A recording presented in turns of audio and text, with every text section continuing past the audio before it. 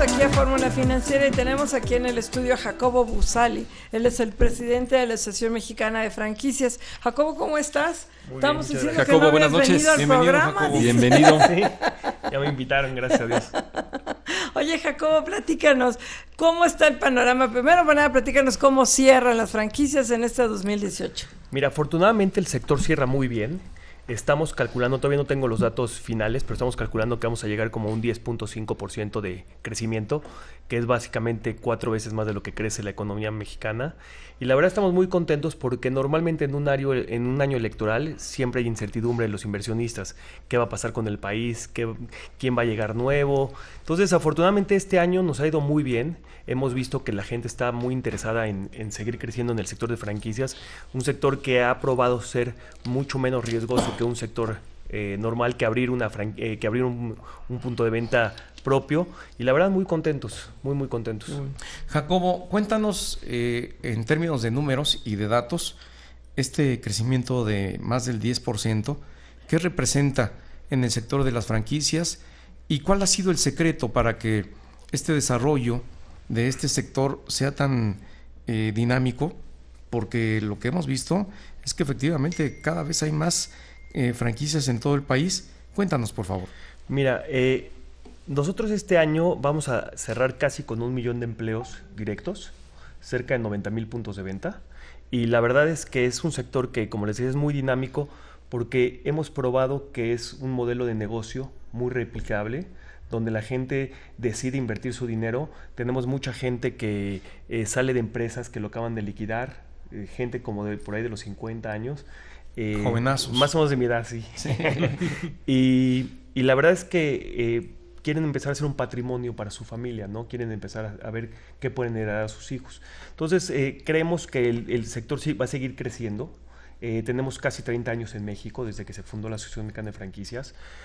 Hoy tenemos cerca de 1,000 diferentes marcas. Siguen siendo los principales alimentos y bebidas, servicios especializados. Pero yo creo que básicamente el secreto es que alguien que desarrolla algo se lo pasa a otra persona, donde la probabilidad de éxito es mucho mayor, donde ya se probaron muchas cosas, donde hay un acompañamiento, hay un soporte técnico, hay capacitación, les ayudamos a buscar sus locales comerciales. Entonces, la verdad es que ese acompañamiento para la gente es interesantísimo. Acuérdate que cuando alguien decide incursionar en negocios, esa parte del miedo, decir, estaré haciendo las cosas bien, estaré haciendo las cosas mal, entonces tener un equipo que esté atrás de ti acompañándote siempre es muy Fíjate alentador. que es bien interesante lo que nos cuentas, Jacobo, y vaya que han tenido éxito las franquicias, porque cuando pones un negocio no sabes exactamente o no lo haces muy profesionalmente. Realmente no sabes si hay un estudio de mercado, casi no lo haces al tanteo, claro. ¿Qué crees que vas a salir ahí? Si es caro, si es barato, si la población tiene tantos ingresos o no tiene tantos ingresos. Y ustedes, bueno, disminuyen ese riesgo, pero ¿quién lo tiene que disminuir? ¿La propia asociación o el franquiciatario? ¿Quién te disminuye el riesgo? ¿O los dos? Mira, son como 3 partes.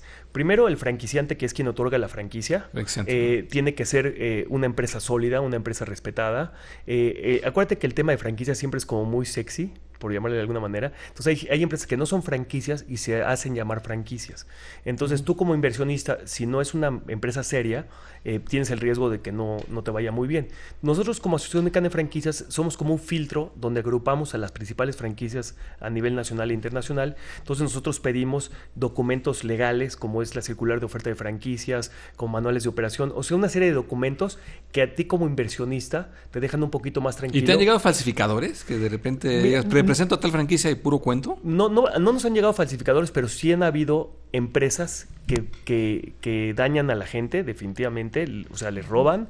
y se hacen decir franquicias. Entonces nosotros luego salimos a desmarcarnos, porque el tema de franquicias, tú puedes decir, voy a abrir una franquicia que se llame Franquicias Patito y nadie te va a decir nada, ¿no? Entonces, cuando son miembros de la Asociación Mexicana de Franquicias, nosotros somos un filtro. Entonces, obviamente es responsabilidad del franquiciante, por ejemplo, en mi caso, con mi franquicia, cuando llega una persona y quiere invertir en el negocio, aparte de pasar por un filtro, me cercioro que realmente tengan el perfil de lo que necesito yo para mi negocio.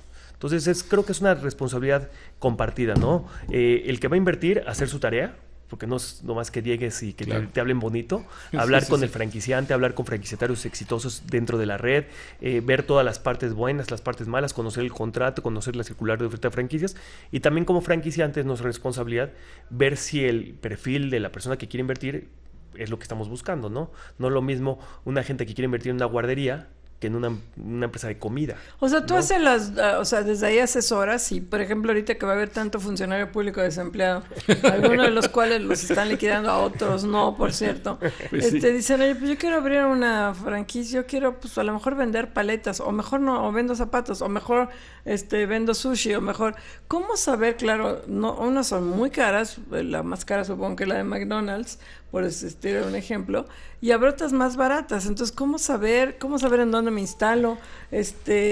Algunas tienen mucho éxito, otras no. ¿Cómo definirlo? Mira, déjame platicarte que es bastante más sencillo de lo que parece. Primero tienes que determinar en qué giro te quieres mover, porque normalmente la gente que quiere invertir nada más se fija en el monto de inversión. Y pueden ser dos franquicias totalmente distintas que las dos cuestan $1,000,000, por dar un ejemplo, pero una es de comida y otra es tintorería. Entonces, no es lo mismo a lo que tú te quieres dedicar en tu vida en una tintorería que en un restaurante, ¿no? Entonces, la primera recomendación que yo les doy personalmente es que vean el giro donde se quieren mover. Después, dentro de ese giro, vean cuáles son las que están dentro de su rango de inversión, para que el riesgo sea mucho menor al riesgo que hay. Evidentemente, hay como un mito que las franquicias son muy caras. Hoy hay franquicias desde $50,000 ¿Ah, sí? y hay franquicias de varios millones de pesos. McDonald's ya se quedó ya hay muchas más caras. ¿Qué McDonald's? Que McDonald's, estoy hablando de hoteles, por ejemplo. Entonces, el rango de franquicias es amplísimo. Hay para todos los gustos, para todo tipo de personas, para jóvenes emprendedores que quieren incursionar en el mundo de los negocios, para gente que la liquidaron desafortunadamente o por cualquier motivo. Entonces, Que ahorita hay como 220,000. más o menos. Oye, estamos platicando con Jacobo Buzali, es el presidente de la Asociación Mexicana de Franquicias. Jacobo, lo que nos acabas de decir es bien importante porque pues hay una gama tan variada, tan amplia de tipo de franquicia, y también una gama tan variada en cuanto al monto de inversión. Pero yo quisiera preguntarte el promedio de retorno de inversión que se tiene en las franquicias, porque es otro elemento clave que yo creo que tienen que buscar quienes se quieren dedicar a una franquicia.